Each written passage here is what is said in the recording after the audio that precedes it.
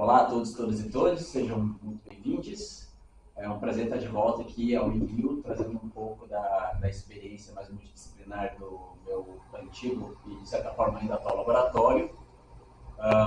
Tanto eu quanto o nosso colega palestrante hoje, o Natan, nós somos de criação massozoólogos, embora a gente se enverede em várias outras disciplinas nesse processo. E justamente um pouco disso que a gente quer falar hoje. O Natan, nosso colega aqui, biólogo, mestre em zoologia pelo BPGCB da UFPB, também no programa de zoologia, trabalhando sempre nessa interface, né, da zoologia, da biologia, da história natural, interfaceando com ecologia e com as zoonoses, trazendo esse aspecto da saúde única, dessa conversa entre disciplinas, tentando responder esses problemas mais complexos que a gente enfrenta. Ele está aqui hoje para falar um pouco tanto da trajetória dele quanto da trajetória das zoonoses em tempo e espaço. Sem mais delongas, Natan, é com você. Oi, gente. Obrigado pela apresentação, Caio.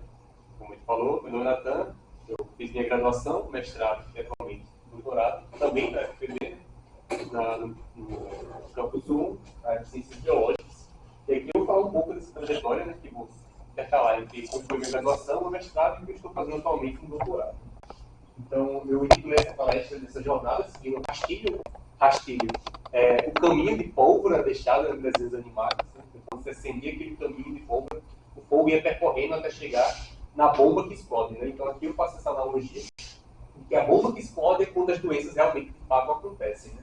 Então, eu vou trazer um pouco das abordagens multidisciplinares e pesquisas que utilizam na saúde única, né? Que eu tenho nessa palestra.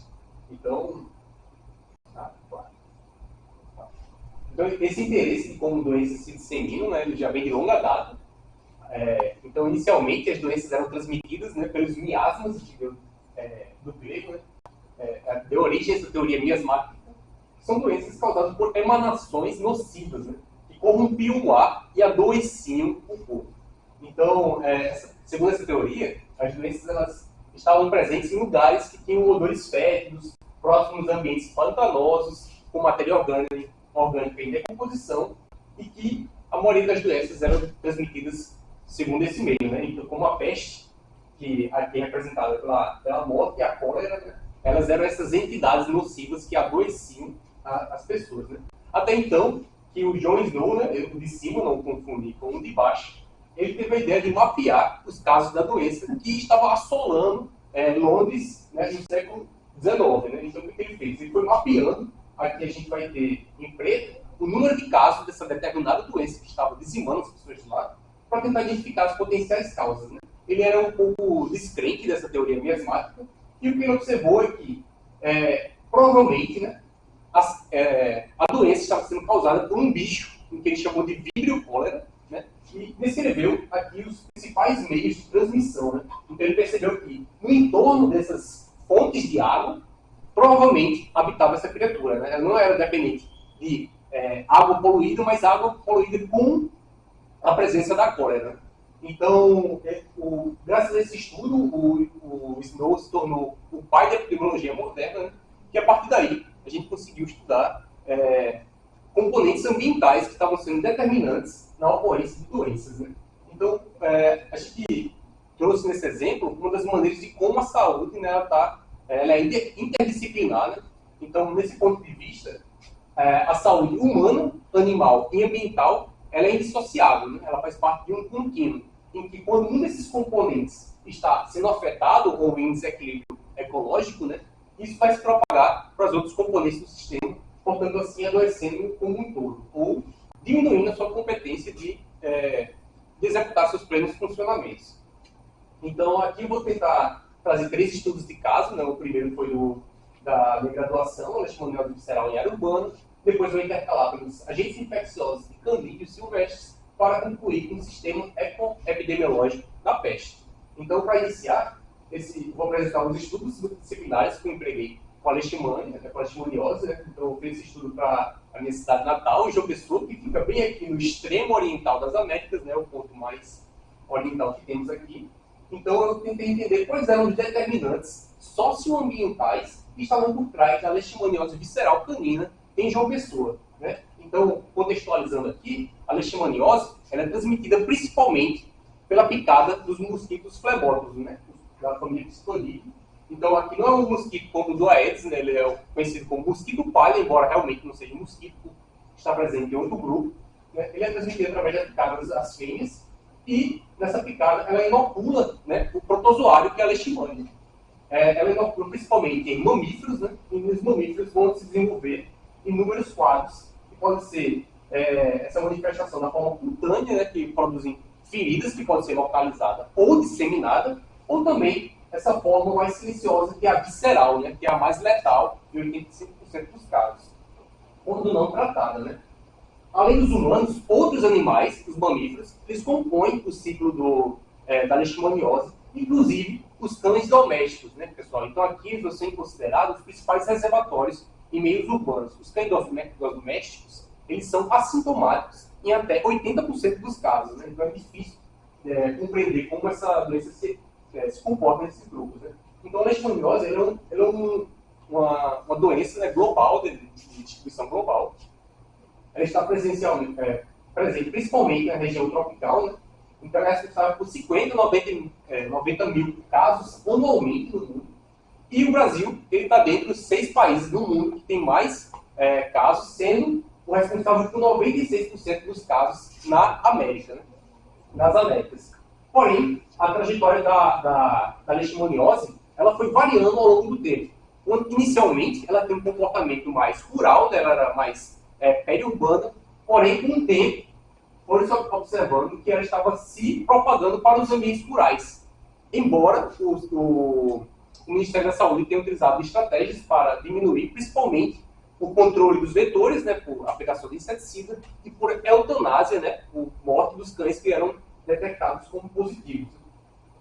Então, na minha pesquisa, eu utilizei a partir das fichas de notificação, a partir da amostragem do Centro de Zoonoses, né? Essa amostragem ela seguiu uma amostragem similar do que era a vigilância da dengue, né? Ela é atualizada em alguns setores dentro do município, a gente aqui vai ter alguns, e desses setores, eles eram amostrados casa a casa, eles tentavam amostrar os cães, né, através de um teste rápido, que é o teste rápido da Fiocruz, né, o Biomanguinhos, para ver se o cão estava positivo ou não. Né?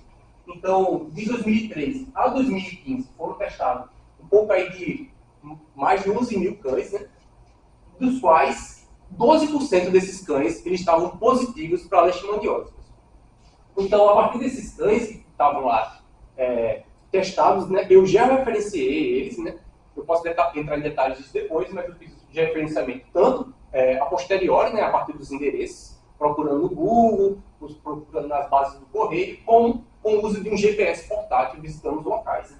Então eu consegui já referenciar uma parcela, eu já referenciei 68% dos cães, né, positivos, que dá um total ali de quase 1.998, e 2.290 cães que foram testados como negativos. Né. Então aqui a gente vai ter um mapa, né, de como se distribuiu. Em amarelo, a gente vai ter os cães que deram reagente, né, que eles foram positivos para a leishmaniose, enquanto em preto, a gente vai ter os cães que deram não reagente. Né.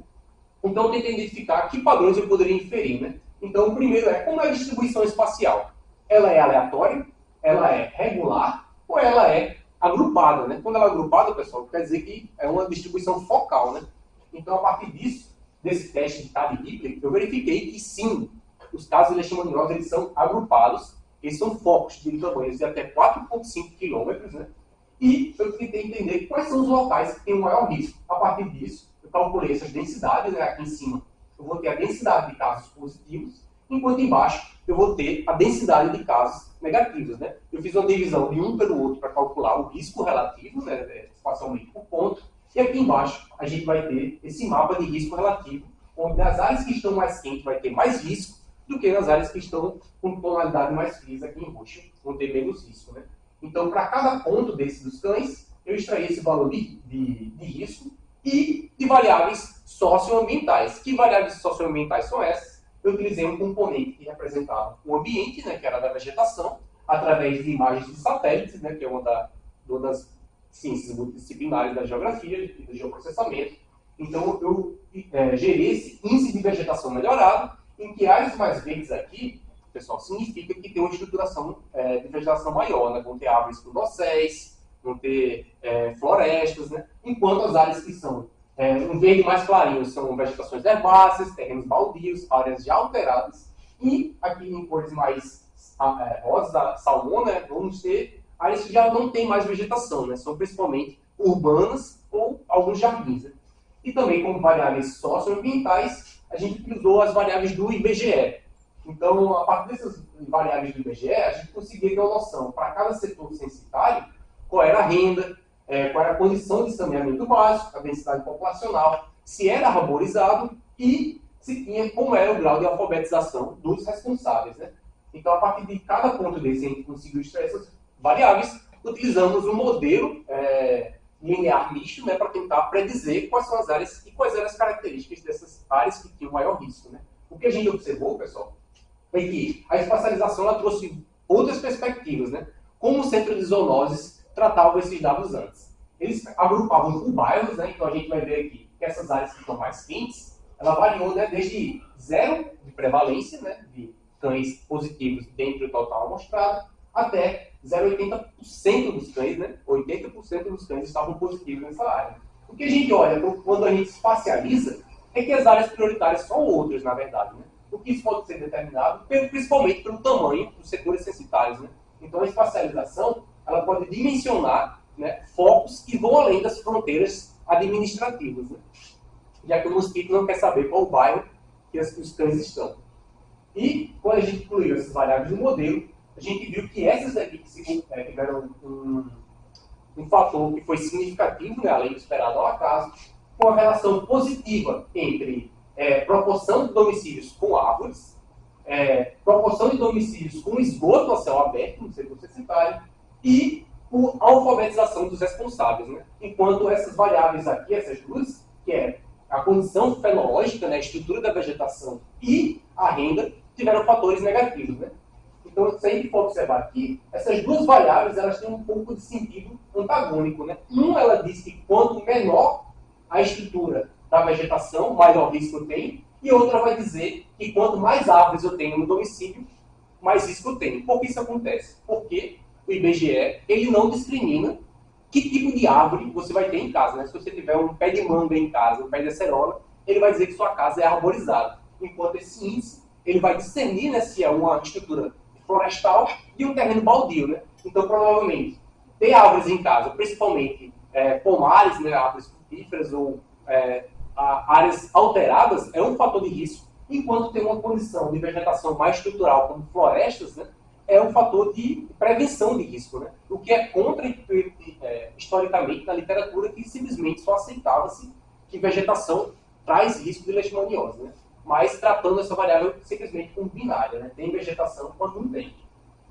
Outro fator é de que ter esgoto a céu aberto nesses setores também é de maior risco, né? Isso também, na verdade, embora não tenha uma ligação direta com a leishmaniose, ela não precisa de esgoto para se proliferar, isso é um indicador de recente ocupação, né? Pessoas que instalam-se em local que ainda não teve, que foi desacompanhado do serviço de saneamento ambiental. Portanto, essas pessoas que estão desassistidas de serviços públicos, elas estão expostas também, né, ao risco de leishmaniose. Outra variável que não é tão intuitiva assim, que é quanto mais alfabetizados os responsáveis, foi maior o risco, né, embora esse efeito não seja tão intenso, né, isso pode ter sido um viés, principalmente do centro de zoonoses, de amostrar principalmente, né, próximo ao entorno ali, e menos, né, em periferias, quando eles não se sentem tão seguros de realizar essa amostragem. Né.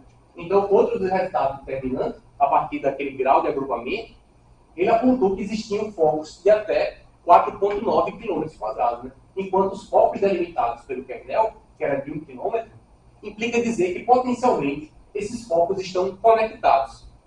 Conectados pelo quê? Isso a gente não conseguiu responder com essa pesquisa, porque o Centro de Zoonoses coletou, né, examinou principalmente cães que eram domiciliados, né, cães que tinham proprietários, e não coletou cães errantes, né, aqueles cães que moram na rua. Isso é um problema, né, porque esses cães são principalmente aqueles que são mais debilitados, né, imunologicamente, não têm condição de saúde, eles não são desassistidos pela veterinária, e coincide com a área de vida desses animais em ambientes urbanos, observando em cidades, tanto aqui no Brasil, quanto em outros países. Além disso, há o potencial de participação do ciclo silvestre, né, uma vez que aqui em João Pessoa, né, nessa cidade, vamos ter fragmentos que conectam esses grandes focos, né? Porém, diferente de casos humanos, né, não existe nenhum sistema que, se um animal der positivo, se uma pessoa der positivo para a leishmaniose, esse dado vai parar no Sinan. Se um cão doméstico der positivo para a leishmaniose, esse dado vai parar no centro de zoonose. Porém, se eu, pesquisador, fizer um teste e detectar que leishmaniose em um animal silvestre, não existe nenhum banco que eu possa depositar essa informação para o Brasil, né? Então, isso é complicado, uma vez que 60% dos patógenos que causam doenças em humanos tiveram origem em animais domésticos ou silvestres, né? Se a gente olhar, 75% dos patógenos emergentes também tiveram origem neles. E é uma ameaça maior ainda quando a gente percebe que 80% dos patógenos de risco de bioterrorismo também tiveram origem em animais silvestres, né? Então, a gente já pôde ver aí com essa experiência da pandemia, né, que é particularmente relevante conhecer quais são os patógenos que estão circulando nos animais silvestres, né? Então, os fatores que modificam a paisagem e a perda da diversidade são as principais ameaças à saúde única, né? Então, os patógenos introduzidos por humanos, por exemplo, quase levaram à extinção de espécies de mamíferos carnívoros, né? Principalmente no continente africano, como leões, chacais, né, e lobos, foram quase extintos, né, tiveram um drástico queda do tamanho populacional, por patógenos como sinomose, né, que é um vírus, a parvovirose e o vírus da raiva, né, principalmente introduzido tanto por humanos quanto pelo seu melhor amigo, a espécie canina. Então, embora se tornou uma tendência a vigilância de patógenos em animais silvestres mundialmente, isso não foi acompanhado aqui no Brasil, né? Aqui a gente não conhece, ou não existe um sistema de vigilância, né, que amostra principalmente a distribuição de patógenos em animais silvestres, com exceção, poucas exceções, né, como a raiva em morcegos, por exemplo, ou bruceloses. Então, isso foi uma das missões do ICMBio, quando desenhou o PAN, né, que é o Plano de Ação Nacional para a Conservação de Espécies Ameaçadas de Extinção, em que, na sua primeira fase, em 2018, eles quiseram saber quais são as ameaças que afetam a conservação dos canídeos silvestres. E eles perceberam que as principais ameaças eram a transformação da paisagem e o contato com patógenos. E fizeram a pergunta, quais patógenos? Daí que entrou o meu papel para fazer o meu mestrado, né? No meu mestrado, eu construí o hospedeiro que habito, que foi uma revisão sistemática de agentes infecciosos de canídeos silvestres no Brasil, né? Sob a orientação da professora Fabiana Lopes Rocha, que buscou responder onde esses patógenos ocorrem, quando e em quais espécies, e se também foram detectados em unidades de conservação, né, que teoricamente deveriam ser áreas protegidas, né, para a perpetuação da espécie. Então, quais são as espécies de canídeos? Então, aqui para o Brasil, a gente vai ter 6 espécies de canídeos, né, da esquerda para a direita. A gente vai ter o cachorro do mato de orelha curta, o cachorro do mato, ou raposa, né, varia muito ao longo dos estados, o lobo-guará, a raposa do campo, a raposa do cerrado e o cachorro vinagre. Dessas, pessoal, das 6, 4 estão com algum grau de ameaça de extinção. Sendo elas o cachorro do mato de orelha curta, o lobo-guará, o cachorro do cerrado, a raposinha do cerrado e o cachorro vinagre. Então, a partir disso, a gente fez uma revisão sistemática, né, utilizando o método do PRISMA, que é um método que facilita a documentação sobre os processos, né, da etapa de inclusão, de exclusão, e buscamos nessas 4 bases, né, essas 3 bases bibliográficas, além do LADES, né, dos pesquisadores que encontramos, e delimitamos o tempo para os últimos 36 anos. Né. Então, os critérios de inclusão eram canídeos silvestres que estão no Brasil, seja in situ, né, ou seja, na natureza, ou ex situ, em condições de cativeiro, ou zoológico. E os critérios de exclusão eram espécies exóticas, ou que não existia nenhuma informação espacial ou temporal nesses estudos. Né?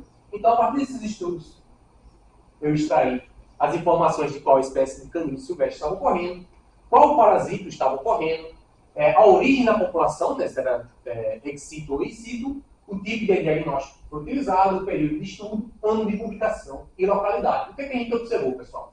Que em 2.000 resultados das primeiras músicas, 123 atenderam o critério de inclusão. Né? Então, se a gente observar esse gráfico, em que ele é distribuído assim, ó, ele vai ter, na forma de histograma, o número de artigos ao longo do tempo, e na forma de pontinhos aqui, a gente vai ter como progrediu, né, o conhecimento sobre patógenos em canídeos silvestres. Né?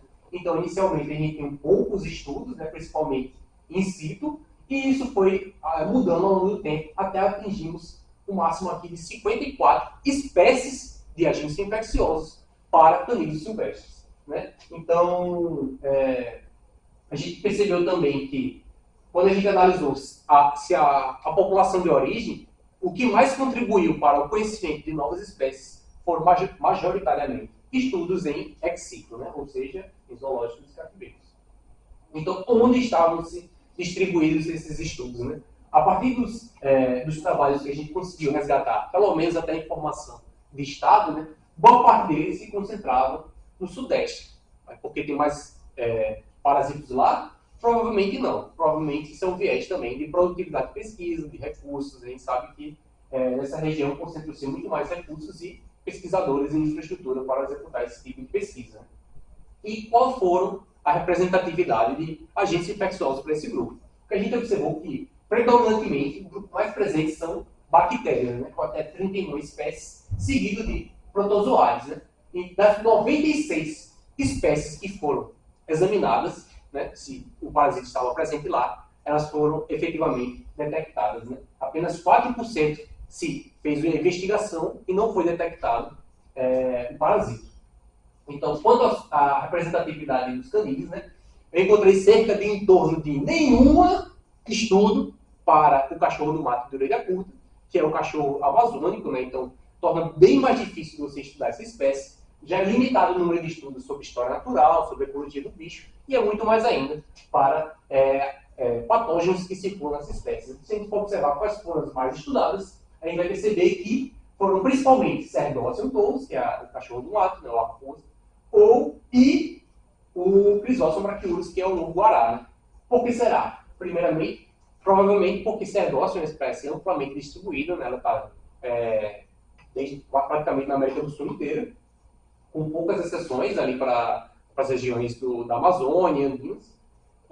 E o lobo-guará, por ser uma espécie de grande porte, é uma espécie carismática e ameaçada também, o que torna mais prioritários os estudos nessas espécies.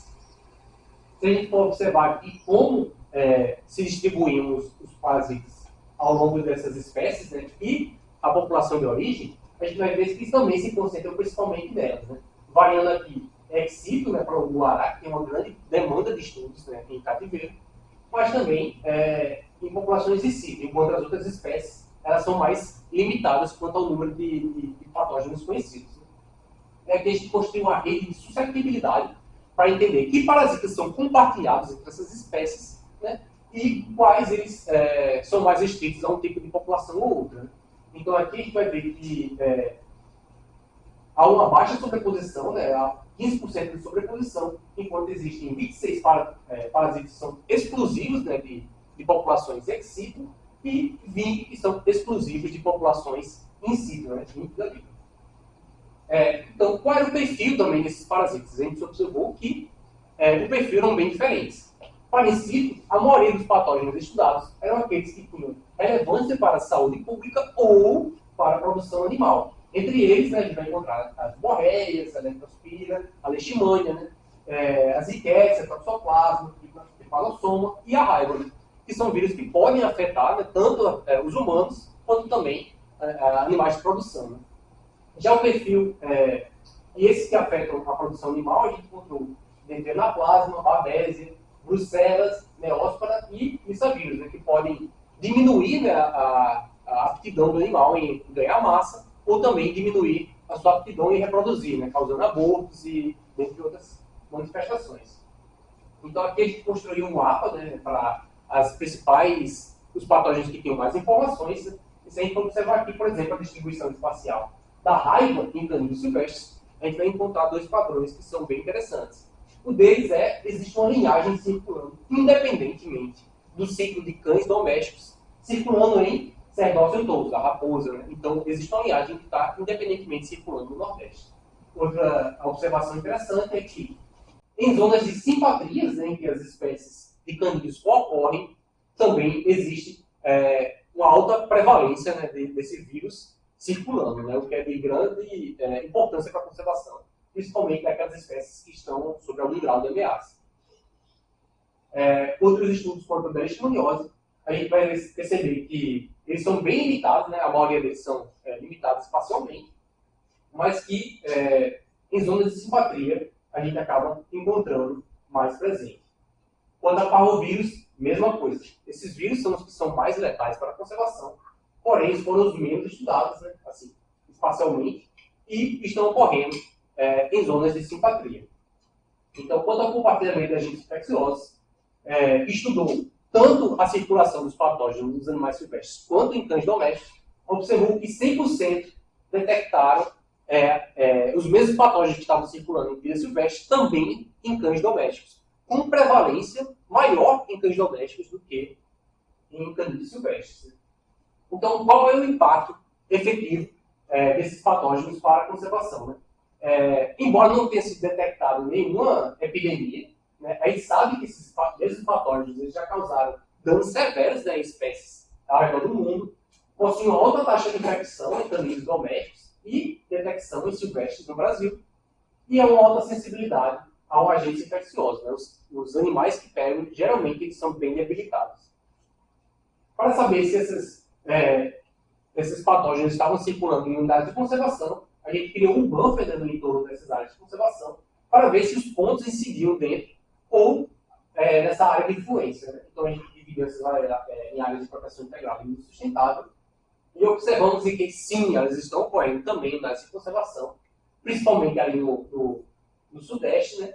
Em 100% das unidades de conservação que monitoraram raiva no Lobo-Guará, em 100% detectaram a raiva no Lobo-Guará, e 80% que investigou, né, leishmaniose em cerdócio tous, detectou o parasita na espécie. Então, dos artigos que foram já referenciados, né, 63, a gente vai encontrar 29 em unidades de conservação, sendo 12 de 13 de uso sustentável, né, foram detectadas, e 10 de 11 foram detectados de proteção integral. Então, vamos a concluir que, de fato, as unidades de conservação elas não funcionam como uma barreira para os agentes infecciosos. Né? E isso é principalmente devido, né, como esse trabalho traz, né, quem deixou os cães sair, que isso provavelmente é intensificado pelo contato com animais domésticos. Né? Então, além dos impactos de predação, de encontros agonísticos, também existe o risco de transmissão dos patógenos de animais domésticos para as populações de canídeos silvestres. Né? Então, esse trabalho acabou servindo de fundamentação para a análise de risco de doenças, que foi o que ocorreu em novembro de 2023, e que a partir dessa revisão a gente conseguiu elencar quais eram os patógenos que apresentavam maior ameaça para as populações silvestres e delimitar as áreas que provavelmente precisariam de uma intervenção para continuar existindo. E daí que entra no tópico do sistema epidemiológico da peste. Né? Vou apresentar para vocês esse trabalho fresquinho, saiu esse mês, né?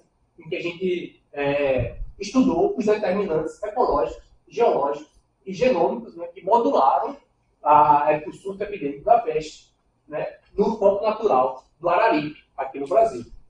Então, a peste é um sistema complexo, né? Na antiguidade ela já foi encarnada, personificada com a própria morte, né? E ela depende de vários fatores. É um fator que tanto ameaça a saúde humana quanto a animal e depende muito também da qualidade do ambiente. Né?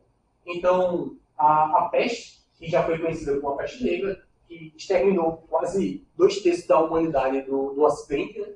Ela ainda existe no tempo presente em vários países, inclusive. Então, de 2010 a 2015, mais de 3 mil pessoas estavam infectadas com peste no mundo, no qual 580 morreram. Né? Então, ela é bem comum em alguns países e outros ela ainda se mantém aparecendo e desaparecendo ao longo do tempo. Né? Então, contextualizando, a peste é principalmente transmitida por pulgas, né, através da picada, mas ela é um bacilo, né, na verdade. Ela é transmitida principalmente através da picada da pulga. E existem várias vias de transmissão. Né? Ela pode ser transmitida por contato também. Existe a peste que é pneumática, então ela pode ser transmitida também por vias orais, mas esse é o principal método que é majoritariamente mantida por roedores nesses sistemas. Então, uma das formas de estudar a peste, que é como eu vou apresentar para vocês, foi por meio das teorias das redes, né? As redes, ou grafos, elas ligam, né, os nós, ou os vértices, né, aqui, que podem representar várias coisas, como indivíduos, espécies, localidades, comunidades, e elas são ligadas, né, através dessas interações, ou arestas, né, que elas podem representar conexões, relações ecológicas, ou mesmo distância. Né? Então, a partir dessas métricas, dessa abordagem, eu consigo identificar, por exemplo, como um sistema está conectado, né, através da conectividade, que ela representa a porcentagem de conexões existentes, de todas que são possíveis, né, de serem realizadas, o alinhamento, né, que é uma tendência de redes menores serem um subconjunto de uma rede maior, a modularidade, né, que são subgrupos ou clusters, né, são nós que estão altamente conectados, né, seria uma panelinha de interações, e a robustez, que representa a resiliência da rede, né, a remoção de nós a conexões, né, o quanto que se eu tirar uma espécie daquele sistema, como vai ser o efeito dele. Então, o que é que a gente observou? A gente estudou principalmente esse foco do Araripe, né, a peste ela foi introduzida no Brasil ali no século XIX, né, pelos portos, mas ao longo do tempo ela foi se interiorizando, né? Ela teve a fase urbana, né? Depois uma fase rural, e se manteve, ela foi bem acolhida pelas espécies silvestres. Né? Então, existiram um pouco aí de 14 focos, né, no Nordeste, eles são considerados independentes, né? Apesar de que existem evidências de que eles compartilhavam cepas das bactérias, né? E a peste ela é bem curiosa, porque ela pode permanecer silenciosa, né, o que é sem caso nenhum, por até 50 anos, por exemplo, como aconteceu em outros países. Né? Atualmente, como está a peste no Brasil, o quadro é de quiescência. Então, quando a gente for observar as espécies que estavam participando desse ciclo, a gente vai ver que essa composição ela é bem diferente. Né? Para cada foco, tiveram um conjunto de espécies participando de maneiras diferentes. Então, nesse trabalho que o próprio Caio apresentou, né, a peste como uma entidade ecológica, em que ela é caracterizada principalmente pela interação entre hospedeiros, vetores e variáveis ambientais e espaço-temporais. Né? Então, um sistema complexo que a gente conseguiu, utilizando os dados do Plano Piloto da Peste, né, e o Sistema Nacional da Peste, que coletou ali pequenos mamíferos, pulgas, e estudou esses 500 casos de peste que ocorreram na Chapada do Araripe, né, que fica ali nos estados de Pernambuco, Ceará e Piauí. E se foi difícil utilizar máscara nessa pandemia, imagina trabalhar com peste na Caatinga naquele tempo. Né? Então, a partir desses dados dessa série temporal de 66 a 80, a gente tentou identificar que fatores ambientais, ecológicos e genéticos foram determinantes para a epidemia da peste. Né? Então, aqui eu vou focar principalmente nesses resultados, que identificamos que focos próximos em regiões de altitude, de maior precipitação e de estrutura da vegetação, eles foram principais determinantes para os casos de pestes no Araripe. A gente tem que observar aqui, ó, nessas zonas que estão mais amarronzadas, são as zonas de maior altitude, né, onde elas concentraram a maior número de casos, né, tanto aqui quanto aqui. E aqui em azul, a gente vai ter as zonas de maior precipitação. Né? Aqui em verde, as zonas que têm maior estrutura de vegetação. Então, a gente encontrou que nessas regiões com maior disponibilidade de recursos e o contato com humanos também intensificado, né, seja por caça, seja por uso dos recursos naturais, foram os determinantes para a peste nessa epidemia.